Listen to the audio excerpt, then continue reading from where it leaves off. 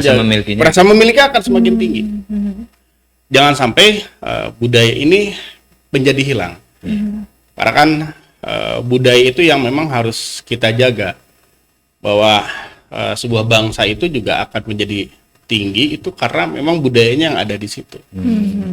Ya. Dan terakhir itu adalah jati diri, ngajati nadiri ning ati, artinya sudah menjadi jati diri. Jati diri ketika jadi bahwa identitas Kesundaannya itu sudah ada, bukan hanya dari segi bahasa, tapi tingkah laku, attitude, sampai sikap, pola pikirnya semuanya akan ada di situ. Di dunia fotografi sendiri gitu, pengaplikasiannya itu Nah, itu dia. Kita bertanya-tanya nih dari nilai budaya Sunda ya kan, dari bahasa Sunda yang diajarkan ke mahasiswa.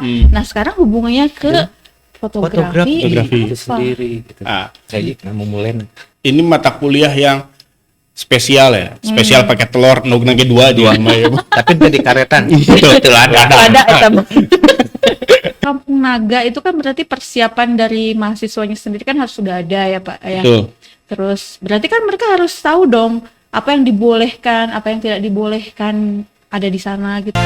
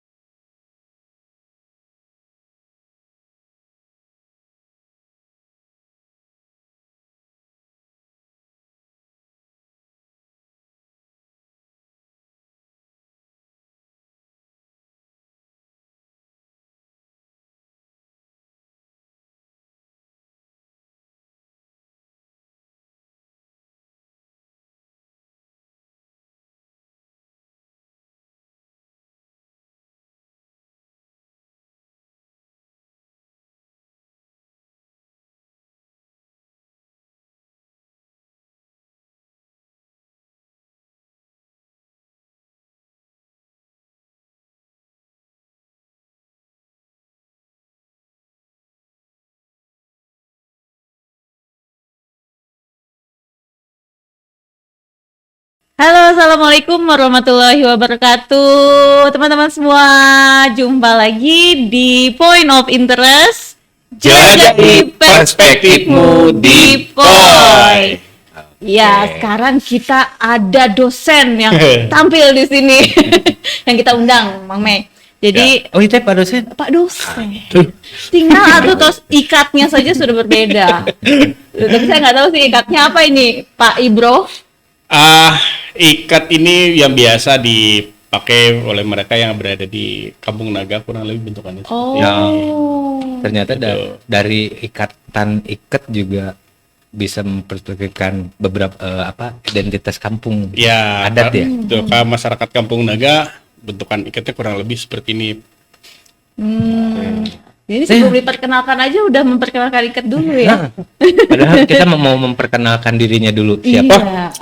Kita perkenalkan dulu untuk teman-teman semua yang menonton podcast. Beliau adalah Ibrahim Adira Harja. Jadi biasa dikenal dipanggilnya Kang Ibro ya.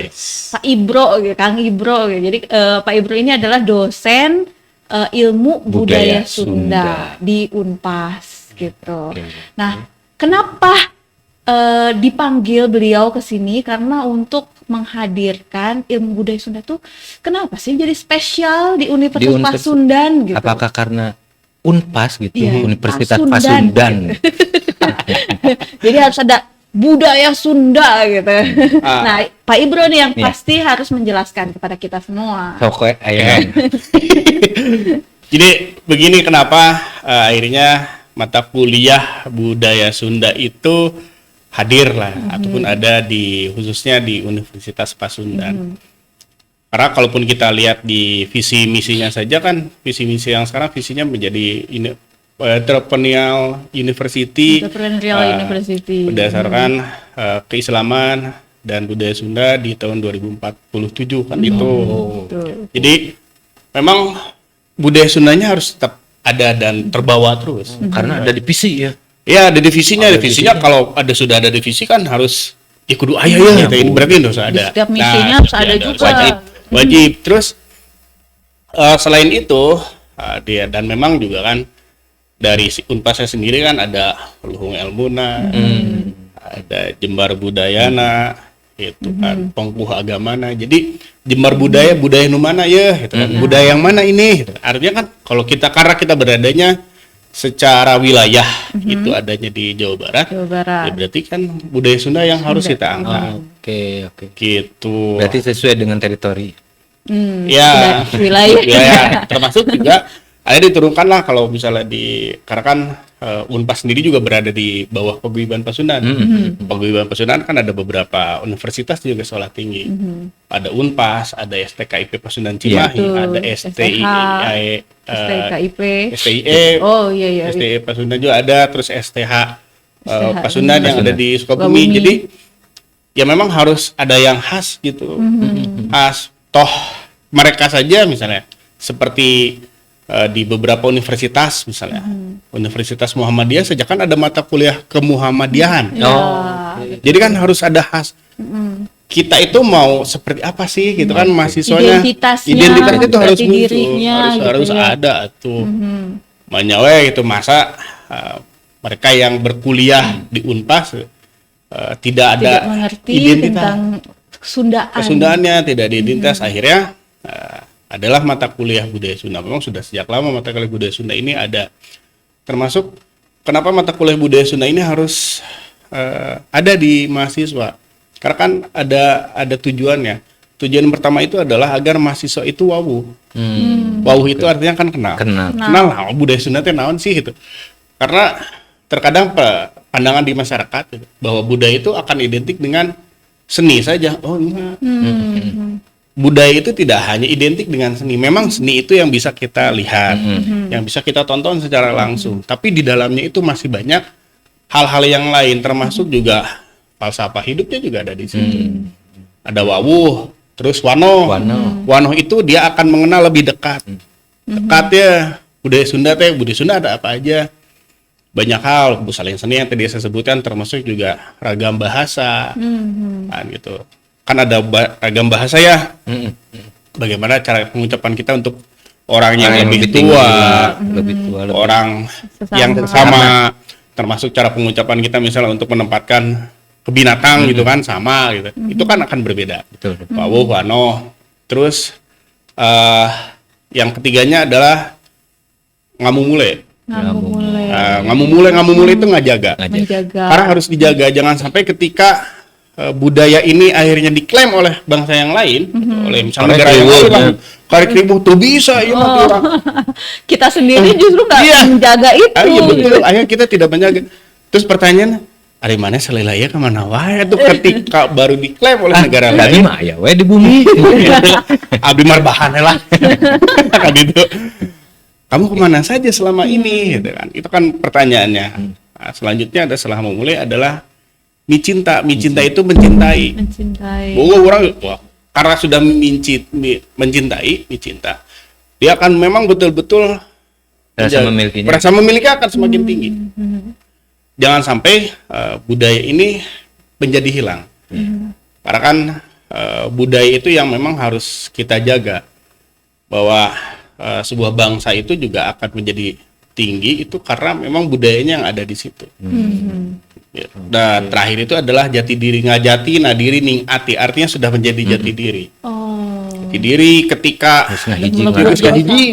jadi bahwa identitas kesundaannya itu sudah ada bukan hanya dari segi bahasa, tapi tingkah laku, sampai sikap, pola pikirnya semuanya akan ada di situ.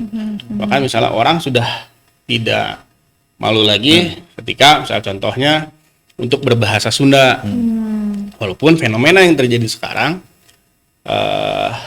orang tua itu terkadang ada keengganan itu untuk mengajarkan bahasa Sunda kepada anaknya, padahal itu, ibu dan bapaknya orang Sunda. Padahal kan jadi bahasa ibu. Betul, itu sudah menjadi sebuah bahasa ibu dan kita juga kan tidak mau kalau suatu saat bahasa ibu, bahasa Sunda menjadi hilang. Nggak mau lah gitu. Maka diajarkanlah bahasa Sunda. Jadi kalau kemana-mana pakai bahasa Sunda itu sudah tidak malu. Bahkan kalau pernah main ke beberapa tempat ya, kan bagian utara bagian utara Jawa Barat, bagian tengah dan bagian selatan itu mempunyai lentong yang berbeda-beda untuk mengucapkan logat ya. Coba Kang, gimana lentong yang Sunda yang berbeda-beda? Misalnya Garut ya Garut. Kalau menyebut itu kan, kalau kita mau ngobrol reka mana itu, mereka kamana gitu. Kamana gitu. Ada Pengurangan kata kan. kamana gitu. Ada intonasi yang berbeda. Ada intonasi yang berbeda. Atau daerah atas lah misalnya ada Utara lah. Dijujuh maneh mah gitu. Ada memang bahasa-bahasa yang dijujuh sih mah sih gitu. Ada bahasa-bahasa seperti itu. Bahkan misalnya kalau kita pergi ke daerah Banten sana gitu, kalau kita mah ayam itu nyahayam gitu. Di sama tuh. kotok. Tak kotok sih. Kotok sah eta ya.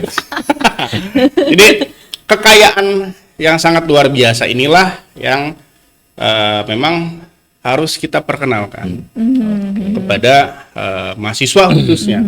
Walaupun pertanyaan yang besarnya adalah kadang-kadang kan Unpas ini sangat besar dan terkenal se-Indonesia. Plural.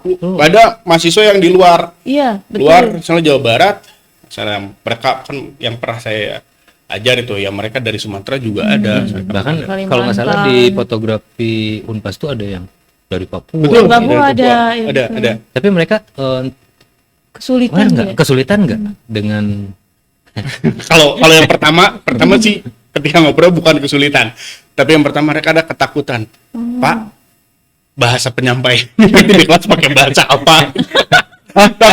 nanyain translate. Saya bilang sama mereka enggak, kalau saya mengajar pakai bahasa Indonesia saja, tapi memang saya pasti akan diselingi dengan bahasa Sunda. Kenapa? Agar mereka sedikit banyaknya mau belajar dan memahami. Dan saya selalu titip pesan sama mahasiswa, karena saya ngajar itu di semester awal ya, semester 2. Saya selalu titip pesan sama mereka. Kalau kamu mau belajar bahasa Sunda, jangan pernah belajar sama teman kamu, saya bilang. Karena kalau kamu belajar sama teman kamu banyak jebakan Batman. Mudarat. Bukan jebakan Batman loba lah, jangan. Di prank. Kalau mau ya mendingan belajar saja, misalnya kalau kamu ngekos lah misalnya sekitaran kampus di Setiabudi sini gitu. Ya biar Kalong lah daerah Setiabudi gitu.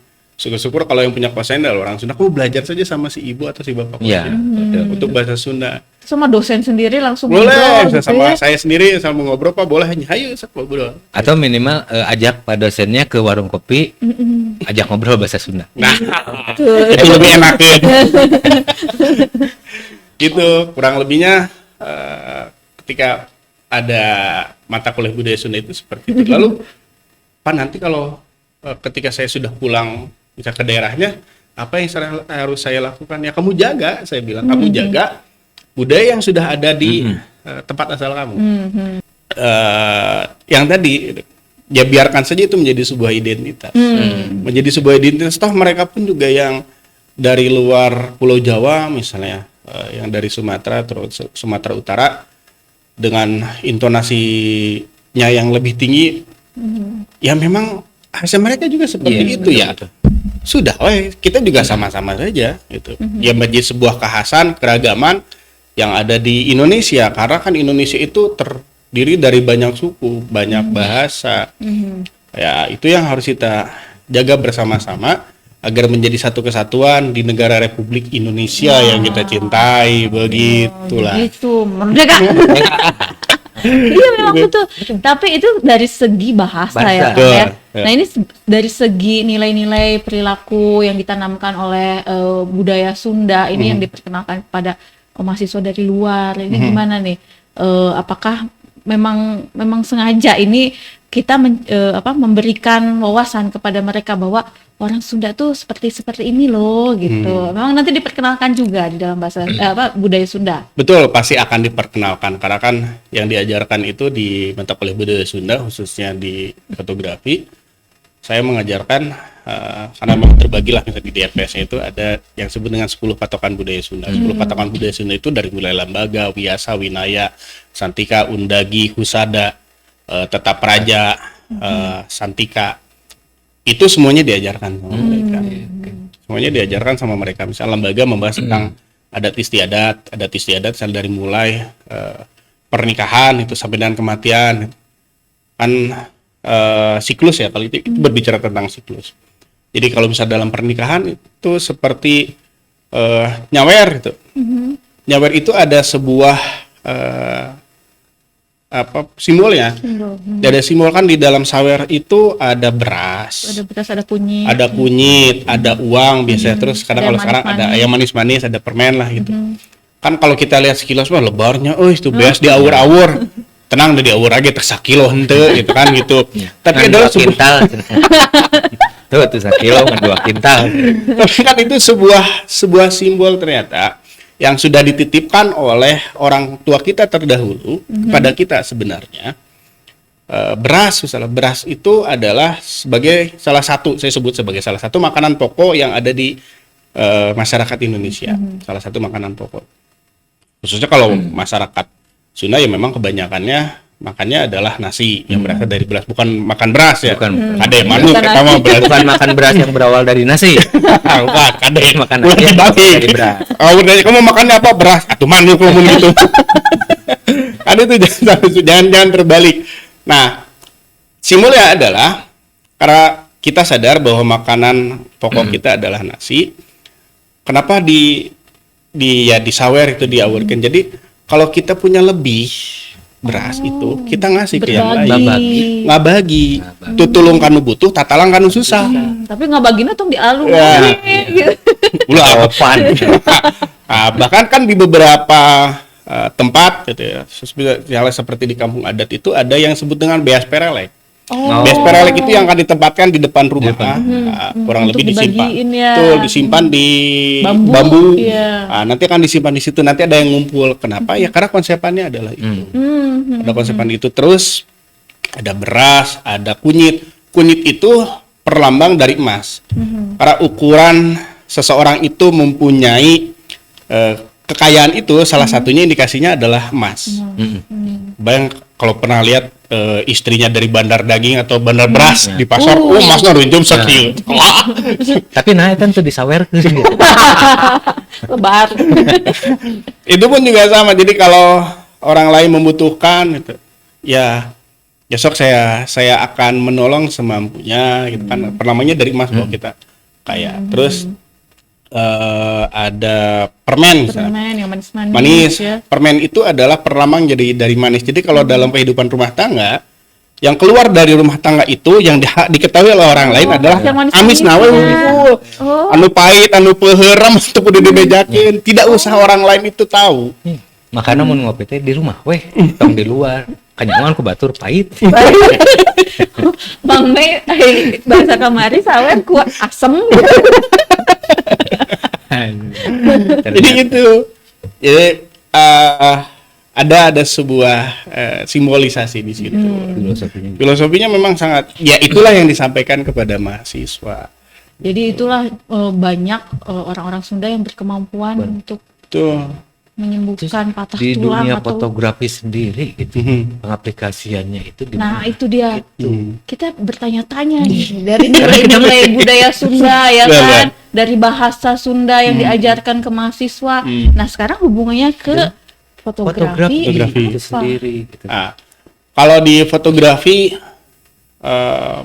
ketika sudah dijelaskan oleh dosennya, saya menjelaskan tentang lembaga, beberapa bagian tentang pernikahan. Gitu. Maka mahasiswa itu tahapan selanjutnya adalah dia membuat karya sesuai dengan apa yang sudah dijelaskan oleh si dosen itu yang ada di dalam yang 10 itu bagian-bagian Bagian. misalnya minggu sekarang saya menjelaskan tentang lembaga, tentang adat istiadat, tentang pernikahan itu. Oke, silakan kamu cari objek tentang pernikahan ini, beberapa hal yang bisa kamu ambil misalnya dari mulai mincak endog lah atau saweran gitu, buka panto, adat istiadat itu atau huap lingkung. Kamu cari tentang itu, saya bilang. Kamu buat fotonya dan nanti diperlihatkan apakah sesuai tidak, kesesuaian atau tidak. Nah, terus kalau yang seperti hal yang husada juga kan selain yang tadi disebutkan, ada juga pengobatan yang memang berasal dari lingkungan sekitar kita, dan lingkungan sekitar kita itu juga ada yang gampang sekali untuk kita jumpai. Ada beberapa bumbu-bumbu dapur itu yang bisa menjadi obat. Itu ada. Jadi kalau yang saya lihat itu beberapa mahasiswa mereka sudah kreatif gitu Bu. Misalnya untuk pengobatan sakit perut lah misalnya. Mereka ada daun jambu, daun jambu, tapi daun jambunya tidak daun jambu di pohon terus cepet foto. Tapi mereka buatnya di meja, ditata dengan pencahayaan yang baik, sudutnya juga yang baik, angle fotonya yang baik, hasilnya bagus. Oh, gitu. Hasilnya Jadi bagus. seperti still life foto produk gitu ya, di apa sih disajikannya. Disajikannya, termasuk juga mereka membuat sebuah narasi juga di bawahnya, ada narasi. Mereka belajar untuk membuat itu walaupun memang masih di semester bawah, tapi setidaknya sudah mulai diperkenalkan sehingga nanti kalau untuk ke semester selanjutnya mereka sudah tidak gagap, tapi si fotonya memang bertema gitu. Memperkenalkan dari dini. Iya, Ada ini dari Kang Ibro. Bukan dini mah pernikahan dini ya. Aduh, ternyata ya. Oh, seru ya. Jadi nanti outputnya adalah mereka berkarya Betul, yang berkarya. memberikan pesan-pesan di dalam fotografinya itu adalah pesan-pesan nilai budaya Sunda. Ya. Oh, biasanya itu dipamerankan atau dibukukan Outputnya atau ya? gimana? Nah outputnya itu nanti akan menjadi sebuah tugas akhir di UAS, dibukukan. oke. Jadi dibukukan, di klipnya juga bagus. Terus itu akan menjadi portofolio. buat mereka. Ketika sudah selesai dinilai, ya dikembalikan ke mahasiswa. Ini jadi portofolio kamu untuk mata kuliah saya, sehingga mereka merasa oh bener ya orang teh kuliah teh di jurusan fotografi ya dengan peminatan film. Ternyata output yang bisa dikeluarkan itu salah satunya adalah ini. Saya punya portofolio. Jadi mereka punya kebanggaan. Orang mau kuliah di Unpas, mata kuliah budaya Sunda, tayu portofolio orang tinggal yuk fotona. Iya salah saja kamu mulai. Ini mata kuliah yang spesial ya. Spesial pakai telur nugna ge dua aja mah ya. Tapi tadi karetan. Betul ada. Gitu. Mahasiswa mau mencoba untuk memvisualisasikan apa yang sudah dia tangkap selama perkuliahan. Itu yang dia tangkap selama perkuliahan. Oh ya kalau tata praja itu misalkan tata praja tentang tata pemerintahan, saya harus buat fotonya apa ya gitu. Makanya saya kudu moto presiden gitu. Tapi mereka akan membuat yang lebih sederhana lagi. Saya akan membuat sebuah foto bangunan misalnya kantor desa. Secara tidak langsung kan itu mereka sudah mulai naik di arsitektur. Oh ya ini bangunannya seperti ini. Kalau misalnya memotret arsitektur apa yang diperhatikan detailnya Iya. gitu ya. Joglo apa Pak? Limas. Indis, bangunan Indis tuh kayak gimana gitu ya. Iya. Kita kan lebih mendetail kalau itu. Iya, berarti harus diperhatikan detail-detail terkait dengan arsitektur kantor desanya. Gitu. Yang Misalnya mewakili budaya Sunda itu Sunda, apa gitu ya. terus kalau misalnya di pembahasan tentang undagi gitu ya. Undagi kan yang paling gampang sekali untuk dilihat secara visual itu dari luar adalah bentuk atap. Atap itu yang paling gampang sekali diidentifikasi. Kalau di Sunda kan aya suhunan, yang sebutnya atap itu suhunan. Aya suhunan julang apa, aya suhunan para hukum murab, aya suhunan badakai, aya suhunan capit gunting, ada suhunan tagog anjing. Waduh. Tapi tong dipisah ngomongnya. Anjing Tong aja pakai nanggung. koma. Tong pakai koma. Biasa tagog anjing gitu. Tapi kan pada umumnya kita tidak bisa menemukan atap-atap itu ya di masyarakat Bandung misalnya. Iya. Nah, berarti si mahasiswa harus Kemana? mencari. Ya, Gimana mencarinya itu coba? mencarinya. Baik. Jadi mahasiswa khususnya untuk jurusan fotografi itu di menjelang akhir semester pasti saya akan bawa ke salah satu kampung adat yang ada di Jawa Barat. Oh. Jadi kampung adat ini menurut saya ini gampang sekali untuk dijangkau. Akses ya. Aksesnya karena kan aksesnya bagaimana nih gitu. Aksesnya itu gampang sekali dijangkau dari jalan raya, jalan provinsi sebenarnya ini. Jalan provinsi itu hanya berapa meter lah turun ke bawah ya. Mungkin nggak 1 kilo ya. Enggak Tapi tangganya banyak. Tangganya 400 sekian anak tangga ini. Yang kadang-kadang Tangganya banyak dan anaknya banyak. pas lihat ke bawah, duh, siap-siap ya, tuur ya, tuh. Maka persiapanlah fisik dan mental Anda. Maka saya akan ajak mereka itu ke salah satu kampung adat di Jawa Barat. Terutama aksesnya ini sangat mudah sekali. Jadi mereka sampai tempat parkir, kita tinggal jalan ke bawah, ya kampung adatnya itu adalah Kampung Adat Naga yang berada di Kecamatan Salawu, Kabupaten Tasikmalaya. Kalau jarak dari Bandung mah ya kurang lebih sekitar 4 jam setengahan lah, kurang Lamun lebih. teu macet. Buntu macet di Garut. Di Garut. Nah, karena kan kalau ke sana itu lewatnya lewat Garut gitu, arah ke Singapura. Hafal sendiri Kalau kalau mulai Kadungora, Cipanas, wah eta mah dari mulai Kadungora, Cipanas, Lele. Ya kalau Kalau macet belum- mah tuh itu tuh burayot heula gitu. Kue balok. Kue balok terbaik di Garut itu. Nah, Pak, kenapa memilih Kampung Adat Naga? tidak memilih kampung adat yang lain. Kan banyak ya. Iya, betul. Ya, betul. Di Kampung Adat Naga, kenapa dipilih Kampung Adat Naga? Yang pertama adalah dari 10 patokan budaya Sunda yang selama ini saya sampaikan kepada mereka, ya bisa disebut hampir mungkin 90%-nya itu ada di sana. Semua masih lengkap. Masih ya. lengkap, semua masih lengkap. Identifikasi bangunan akan lebih mudah. Terus misalnya seperti pusada atau obat-obatan juga mereka masih ada, termasuk juga dengan polanya, termasuk juga dengan tata pemerintahan. Pemerintahan sana kan ada 3, dari mulai kuncen, lebe, dan punduh. Itu masih ada, mereka masih memegang itu untuk di adat. Sedangkan untuk pemerintah ya mereka normal biasa, RT-nya ada. Ada. Tapi untuk adat, urusan dengan adat Itu beda ya, lagi. beda lagi. Mereka masih seperti itu, termasuk juga ketika kita ingin menggali informasi lebih lanjut itu di sana itu lebih mudah. Kenapa lebih mudah? Karena mereka sudah terstruktur, jadi ada guide-nya, ada pemandu. Jadi kalau mahasiswa ke sana, salah satu guide itu ada 10 atau 15 orang mahasiswa keliling kampung lah itu, membuat foto dan lain-lain. Ketika mereka bertanya ke guide-nya, ya guide-nya akan menjawab. Jadi menjelaskan. jadi secara informasi mereka akan menerimanya juga dengan baik mahasiswa. Jadi apa yang mereka dapatkan selama ini di perkuliahan, mereka akan mendapatkan nutrisi tambahan. Nah, nutrisi tambahannya adalah di sana. Pada saat di sana. Di sana ya misalnya mahasiswa di sana mulai kan sampaikan untuk membuat anyaman gitu.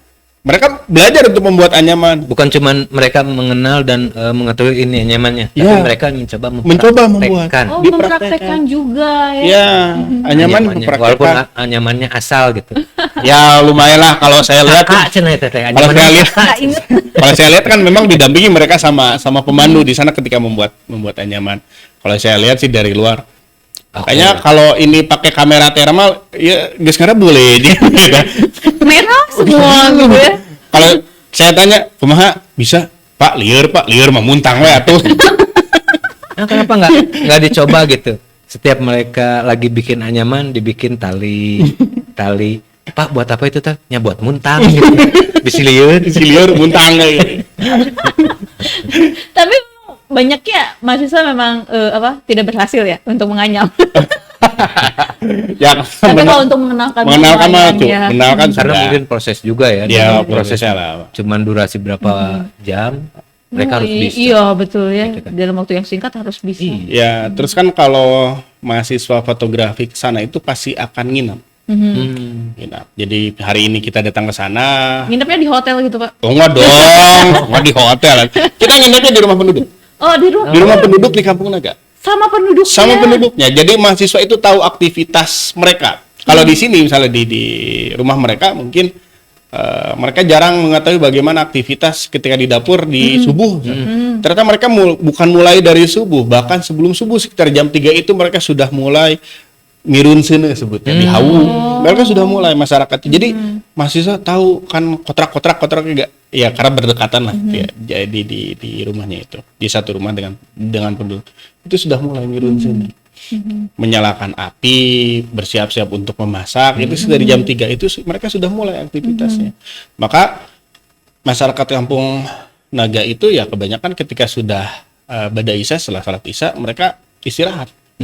Walaupun ada beberapa orang itu yang akan ditugaskan untuk ngaronda. Kenapa ditugaskan untuk ngaronda? Ya apa, tinggal liwe gitu kan. Bangunan di sini kebanyakan adalah bambu. Jadi Kayu, jadi pagar. Jadi tujuannya adalah mereka akan keliling kampung menjaga, takutnya salah ada bara api yang mungkin bisa lalai atau apa, mereka akan kasih tahu ke yang pemilik rumah dan tidak dikunci. Rumahnya tidak dikunci. Dijamin aman. Aman, dijamin aman. Kejadian saja, saya ambil contoh. Saya pas saya lupa tahun berapa ya. Pas saya mau sholat wudu di masjid yang ada di sana, Kampung Naga di bawah, jam tangan itu saya simpan di atas tempat wudu di bawah pancuran, di atas pancuran. Terus saya sholat, setelah selesai sholat, berapa jam kemudian saya baru ingat, jam tangan di mana? Gitu. Ingat, oh ini pas wudu itu, pas mau sholat. Akhirnya saya tanya-tanya ke para pemandu. Pemandunya bilang, Pak, kalau diketemukan sama masyarakat Kampung Naga, itu pasti akan ada dan tidak akan kemana-mana. Bener, we. Pak, nu ieu sanes. Oh, mohon ieu nu abdi. Duh, alhamdulillah kepenak keneh rezekina keneh. Itu satu nilai yang mereka jaga, kan kejujuran. Saya mengalami sendiri untuk itu. Ya, termasuk juga kalau kita membahas yang ada di rumah saja ya, kan rata-rata ya di perkotaan itu untuk memasak nasi itu sudah menggunakan rice cooker. Sanguna sangu setrum. Mantak jelema ge kararoslet. Dari itu. Waduh. Apalagi yang pakai motor listrik ini gimana? Sama koslet. Koslet ditambahan. Jadi untuk memasak nasinya pun juga masih sebuah tahapan yang memang biasa untuk dilakukan pada ya orang tua kita dulu, dari mulai ngisikan, membersihkan beras di boboko, ngisikan, terus ngegigihan atau ngarihan, setelah itu baru disupan lagi di asupan, pakai asupan itu, terus masih pakai hawu. Tidak ada kompor gas di sana. Tidak ada kompor gas, tidak ada listrik juga. Tuh. Kalau misalnya ke Kampung Naga itu kan berarti persiapan dari mahasiswanya sendiri kan harus sudah ada ya, Pak ya. Tuh. Terus berarti kan mereka harus tahu dong apa yang dibolehkan, apa yang tidak dibolehkan ada di sana gitu, kayak gimana perilaku mereka, bahasa mereka itu harus dijaga mungkin ya. Jadi apakah ada larangan-larangan? Yang biasa akan disampaikan oleh Kuncen itu ketika kan biasa kalau kita datang ke sana itu akan ada sambut lah gitu. Yang adabnya seperti ini adab, sebuah adab yang menurut saya juga luar biasa pisan. Ketika ada tamu itu kan memang kita harus menghormati tamu ya. Itu Kuncen terus kalau memberikan penjelasan mengenai Kampung Naga secara global, terus Kuncen biasa akan membuka sesi pertanyaan bagi mahasiswa. Ini kesempatan buat mahasiswa untuk bertanya mengenai apa saja yang ada di Kampung Naga gitu. Kalau Kuncen mah jawabnya ya larangan mah di sini mah tidak banyak larangan, tapi larangannya cukup hanya satu kecap Pamali, sudah selesai. Pamali aja kalau misalnya disebut tekenging Pamali toh. Sudah selesai. Jangan jadi suatu pertanyaan. Jangan ada suatu pertanyaan lagi, bahkan gini. Ya ini juga pengalaman sendiri saya bahwa ketika saya pernah kuliah lapangan juga mengantar mahasiswa ke sana kuliah lapangan, kan di Kampung Naga itu ada satu tempat, ada rumah Yai Mah Gede. Mah Gede itu tidak boleh difoto. Difoto tidak boleh, apalagi diambil videonya itu tidak boleh. Memang tidak boleh sama sekali. Bahkan si rumah itu dipagar. Masyarakat kampung adatnya saja itu tidak berani untuk membuka pagar itu. Karena memang pamali, teu meunang pisan. Saya memperhatikan, saya diam di situ, tidak ada satupun juga yang masyarakat itu yang masuk ke sana. Kan Imah Gede itu hanya boleh dimasuki ketika acara-acara adat yang ada di Kampung Naga yang 5 itu baru boleh masuk. Itu pun juga hanya pemangku adat biasanya masuk di situ. Orangnya pemangku adatnya saja.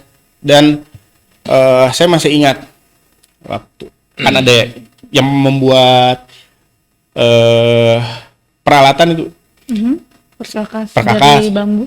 perkakas yang buat bedog, buat kampak. Kan rumahnya tuh dekat tuh. Dan di rumah gede saya lagi diam sama Pak Maun. Pak Maun dulu sebagai unduh. Ketika sedang ngobrol tiba-tiba ada pengunjung yang tidak didampingi. Ada pengunjung di sini. Ada pengunjung yang memang tidak didampingi oleh dia nyelonong saja begitu saja masuk.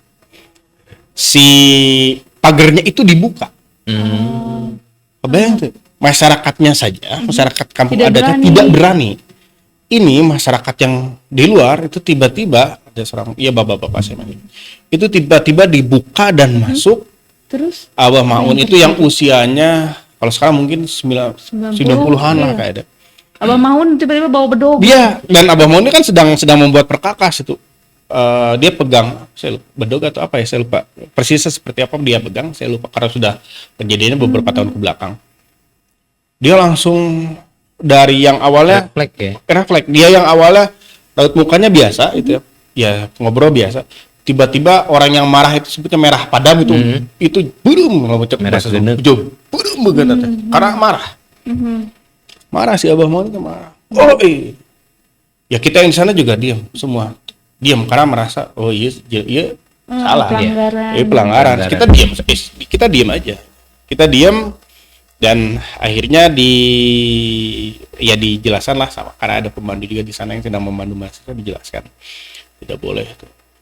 Sudah itu ya Abah Maunnya kembali lagi ke tempat duduknya dan kembali lagi ke pekerjaan membuat perkakasnya.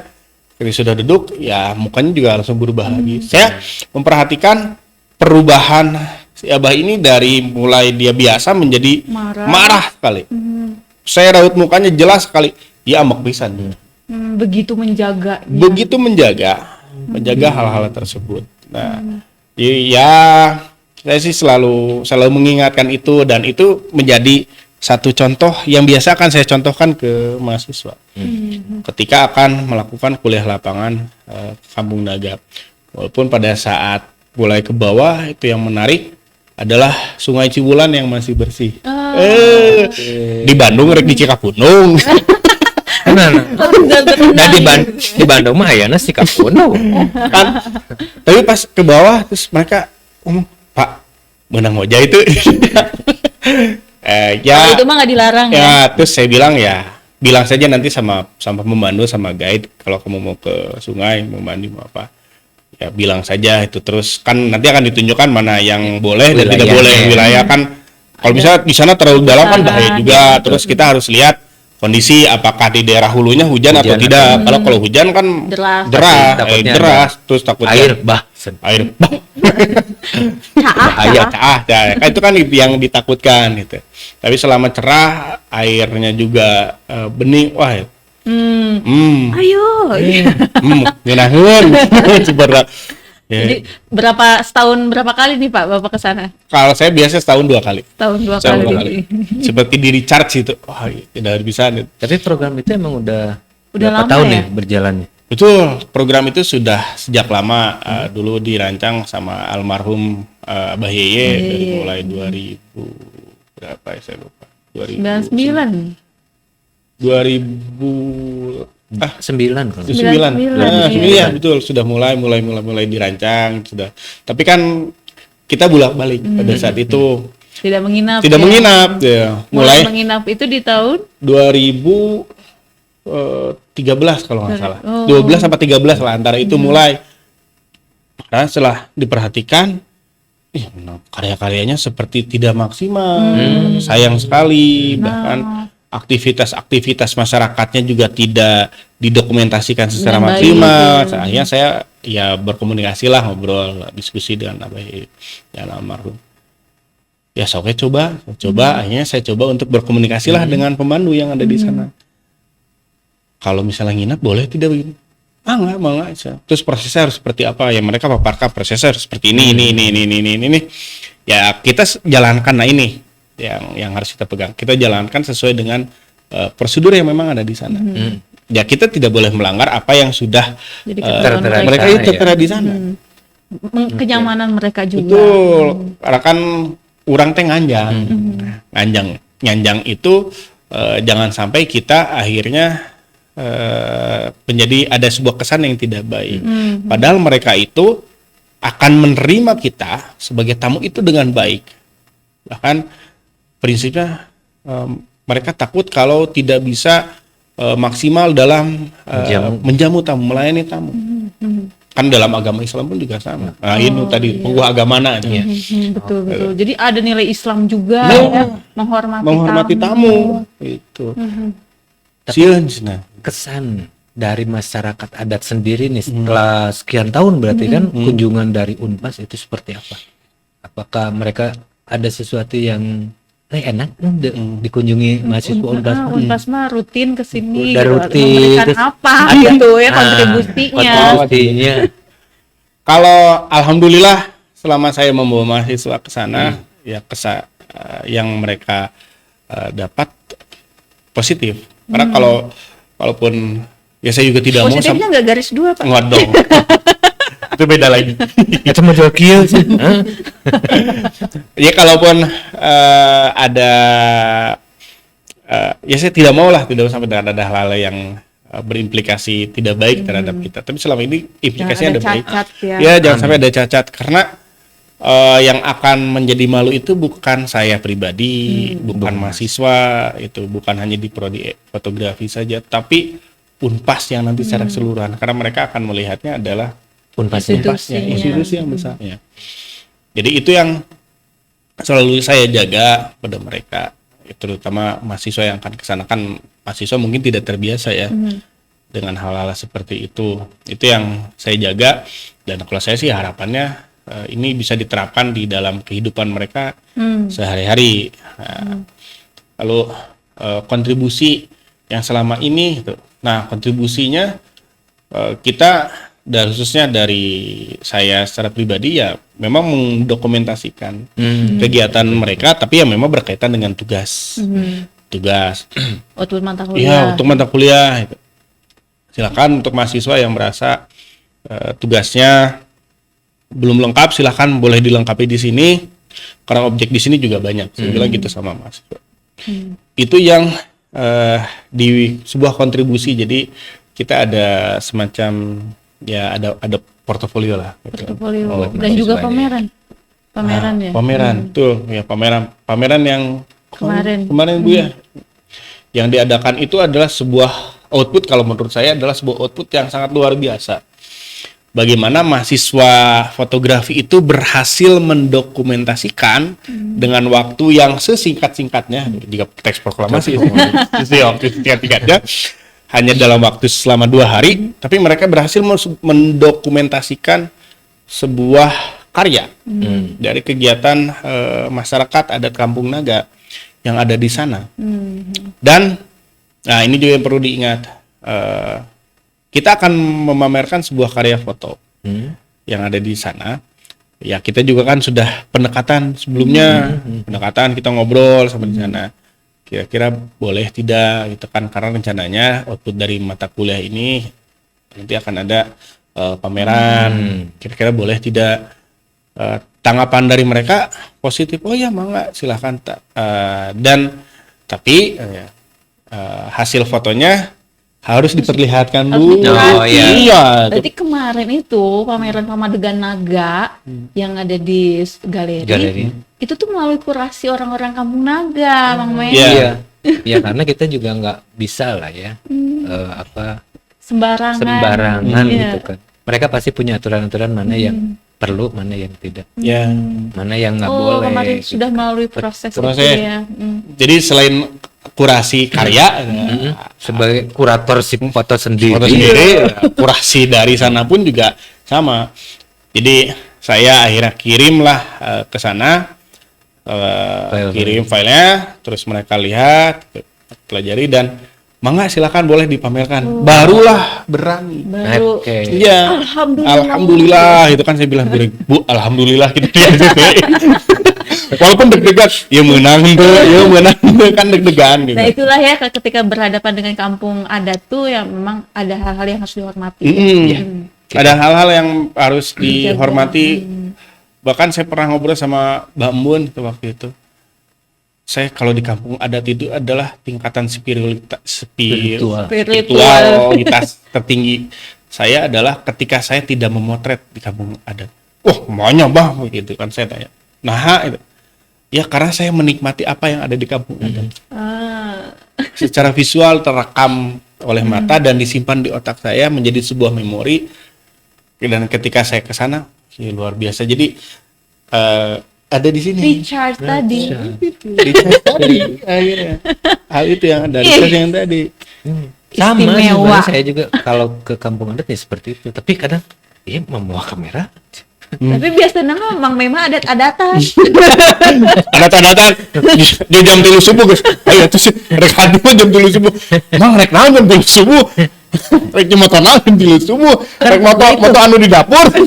Kan tadi juga kita bicara masalah manajemen gitu. Ya. Kenapa ketika kita memotret sunrise ya, kita harus jam 3 subuh harus udah bangun. Pertama kopi, nyiapkeun alat-alat gitu kan. Manajemen pribadi. Apa? Waduh, sholat subuh lah ya. Udut. Baru kita gitu kan. Minimal kita ke lokasi pun udah pulang enak lah gitu. Oh, pengajian geus kumpul. Pengajian geus kumpul. Tong sampai pas gitu mau motret, aduh kela acan ngopi. Konsentrasi bubar. Buyar teh konsentrasi. Oh, can ngopi. Tah eta. Hari tadi teh kopi teh geus beak acan ya. Jadi foto tuh menang. Wah, ya adat-adat cek aing kudu ngopi heula gitu. Makanya harus jam 3 subuh. Halo, ternyata manajemen.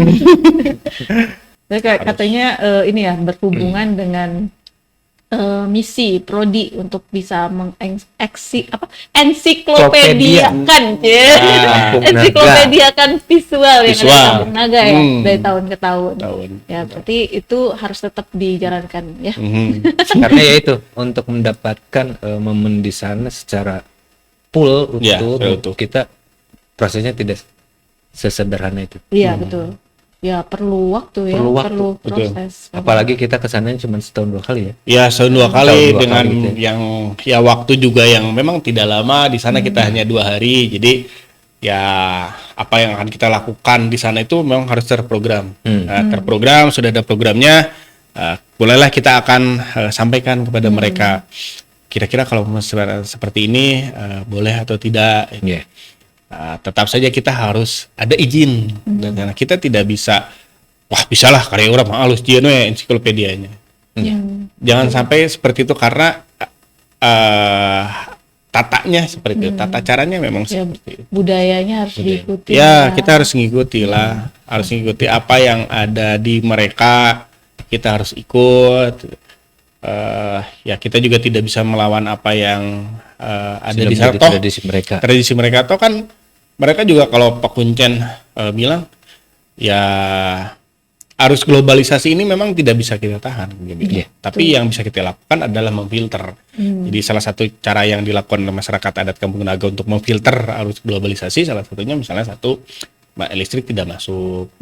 Jadi itu salah satu cara untuk memfilter. Kita harus sadar diri ya untuk bisa menahan itu. Kita apa yang bagus, apa yang tidak. Dan kita juga sebagai yang datang ya kita mau nggak mau menghormati. Dan kita juga di situ belajar untuk memfilter diri kita sendiri untuk menghargai mereka. Betul. Teman-teman ternyata super sekali ya obrolan kita kali ini karena semua berkaitan dengan apa yang menjadi ciri khas gitu ya. Prodi fotografi ternyata budaya Sunda ini kunciannya salah satunya. Salah satu kunciannya. Jadi buat teman-teman yang mau mengenal budaya Sunda atau yang pengen mengeksplor budaya-budaya lokal, mungkin Unpas lah atau prodi fotografi lah salah satu tujuan yang bisa Anda capai ya untuk mempelajari itu. Oke, jangan kemana-mana ya teman-teman, nanti kita masih banyak sekali membahas tentang tema-tema ekosistem fotografi di Indonesia karena setiap minggunya kita akan menjumpai tema-tema yang menarik. Pokoknya tetap di Point of Interest. Jelajahi perspektifmu di Point. Aduh, terima kasih. Hatur nuhun. Hatur nuhun.